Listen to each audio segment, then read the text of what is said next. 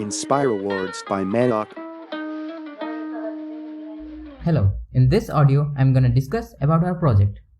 The project I have made is about wireless transmission of electricity over a radius by using a Tesla coil. It works on the principle of electromagnetic induction. In this, when a conductor is placed in a changing magnetic field created by a coil which produces high voltage AC current of high frequency across the conductor. So when an electrical device such as a CFL bulb is introduced near the coil, they may get powered and start functioning.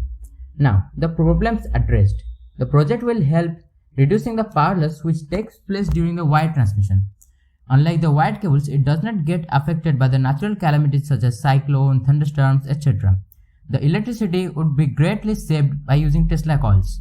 It also reduces the usage of plastics, metals and other insulation materials which are used in making the wires. Now, the social application. Talking about the social application, I would like to suggest that Tesla is far better than wire transmission, because the people who are living in some remote areas such as deep forests and hills, deserts, etc., they may not get the advantages of the wire transmission. So if a wireless transmission through Tesla is available to them, they can survive there easily. Snaps of the model.